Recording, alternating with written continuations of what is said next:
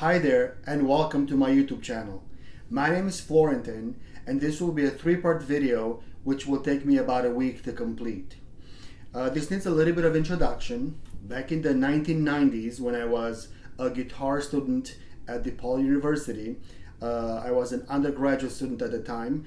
I used to visit this music store on Michigan Avenue, downtown Chicago, called Sherry Brener. I think that's what it's called. I'll show you a picture of what it looks like now. Take a look. So anyways, back then there weren't that many music stores, and you certainly couldn't buy guitars online like you could today, at least not so easily as you could today. So you would either go to Guitar Center, which there's not many options there for serious classical guitarists unless you order something, or you could go to a luthier store, and I did that a lot. And then there was this store on Michigan Avenue, which is actually 3 doors down from the Chicago Symphony Center, 3 or 4 doors down from the Chicago Symphony Center, and it's called Sherry Brener. I think that's what it's called. And we used to go there, my friends and I, my colleagues and I used to go there just to look at guitars, to look at guitar music, to browse through guitar scores, look at guitar strings, and everything was extremely expensive, obviously, because this is right in the center of downtown on Michigan Avenue. I think about 4 doors down from Symphony Center in Chicago. There's a funny story. I don't know if it's true or not, but there's a story that Segovia, back in the 80s, 70s or 80s, while he was touring and came to a concert in Chicago at the Symphony Center, broke a string and had no spares with him, or so the story goes, and got out of Symphony Center and walked over to Sherry Brener and bought strings. Now, I don't know if the story is true, and I can't remember who I heard the story from. I think it was from my guitar teacher that I heard the story, and I don't know if he told me if it was true or not, but the story did travel among students back then. And I don't know if the store owner actually charged Segovia for strings. He probably got the Augustins, you know, the ones that have his picture on the back of the set. So that's kind of a funny story. But that store was always controversial for at least 2 reasons that I remember. The first reason is I think they used to sell some Villa Lobos music that, at the time at least, was illegal, was copyrighted, and there were some copyright disputes in the courts.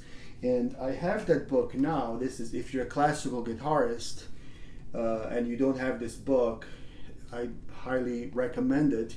It's legal to buy this now. You could buy this now online and in stores. It's the complete solo works of Villa Lobos for the guitar. In a different video, I can talk about my master's degree, my gradual recital, which I played about half of this book there. But anyways, this store was controversial at the time, at least back in the 90s, for selling some version of this music that at the time was illegal, as far as I can remember. A different reason for which the store was kind of controversial, besides also the humongous prices they had on everything, was this line of guitars that they designed named Garcia guitars. And I remember going to the store and playing a couple of Garcia guitars, and they sounded really good. I have to admit that they did sound very good. They did look very good, but they were really, really high in price, very, very expensive. Even their laminated woods guitars were extremely expensive. Like, I believe the grade 3, which is a laminated cedar top and a laminated walnut back and sides. I think that now they sell, I called a store today actually before I made this video because I was curious. Back in the 90s, that model sold for about $300-400 as far as I can remember. They were made in the 70s. They were designed by this gentleman who owns the store. I guess his name is Sherry Brener.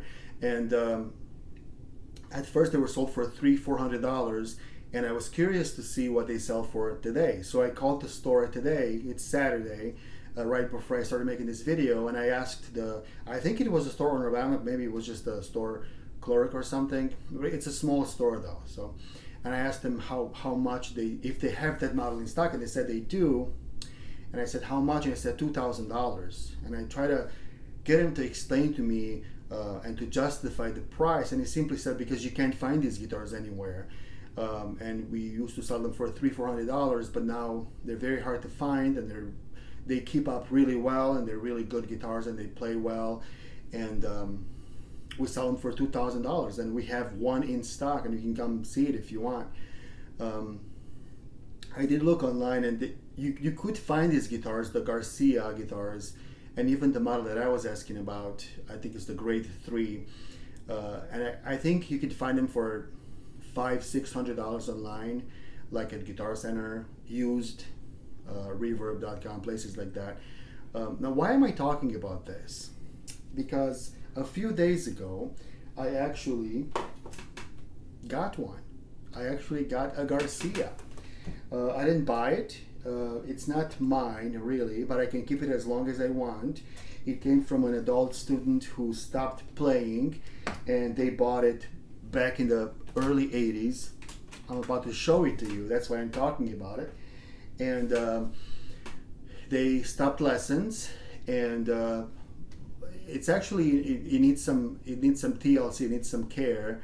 It's got some issues that need tending to, and I'm gonna try and fix it, and that's what this 3-part video is gonna be about. Today I'll show you the condition the guitar is currently in, and then I'll try to fix most of the problems, and then show you what I've done in a second video, and then in a third video I'll play it for you. Maybe I'll play a song or two and just go from there. So here's a Garcia. I'll begin by showing you the case, because I have to fix that too. This is the original case as far as I can tell. And if this was bought in the 80s, it was made in 1975, then it's about 30 years old, maybe more than that. I didn't ask for the exact year when this was purchased, but I do know they were made in 1975-ish. I'll have to look on the label inside. So anyways, the case, which is the original case, I assume, it looks like it. It's a perfect fit. It's got some issues on the side, as you can see here. So some of the covering is coming off. So I'll have to deal with that. Besides that problem, it's just a little dirty, so I'll have to clean it up. It's got some scuffs and marks on it. Now, besides the case, the guitar itself has a few issues that need tending to. This is a cedar top. So this is the Garcia. I hope that the colors show nicely in the video, in the camera. It's really beautiful. I mean, it looks really nice. It's very well taken care of. It barely has any scuffs or scratches. The neck is pretty straight. It has a little slant, a little angle, as most classical models do. Inside the label there, probably hard to see, but it says Garcia, grade number 3, February 1975. And it's got a cedar top, and it's got mahogany back inside, not mahogany, let me make sure, I don't want to be wrong. Yeah, it is mahogany. It is mahogany back and sides. I thought it was walnut. It looks like walnut a little bit. I've seen guitars with walnut back and sides before, but the label actually says mahogany back and sides. And cedar fingerboard, and it's the final assembly was done in Japan, which is good, I guess. Of course, guitarists would prefer Spain or the United States, but at least it's not China or Mexico, So Japan is pretty good for an assembly place. So what are some of the issues with this guitar? Well, first of all, the action is a little bit high. Now, if you're a classical guitarist, that's usually not a problem. It's just this is a little bit higher than usual, and it's simply that's simply fixed from the bridge here, from the saddle. I have to file down the saddle a little bit. It's not extremely high. It's very playable, but it could go a little bit lower. It's also missing the decorative plate over here. I don't know what that's called. I think it's called a decorative plate on the bridge. I don't know if you can see that or not. And I'll have to deal with that somehow. And other than that, it's in pretty good shape. The strings are very old, so I'm not gonna do injustice to this instrument and play on it right now, because the strings are probably 10 years old on it, which I wish this gentleman would have taken the strings off, because if you keep a guitar for that long without playing on it, it's best to take the strings off, or at least to loosen them up.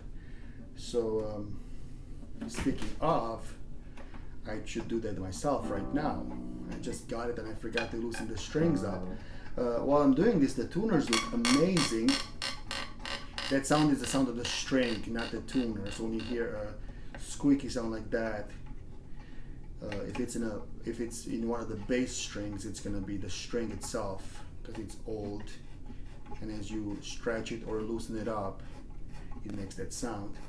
But it's got really nice looking tuners, deluxe tuners right there, and very good shape. I'll just have to think of a solution for that and lower the strings a little bit, and then I'll play it for you.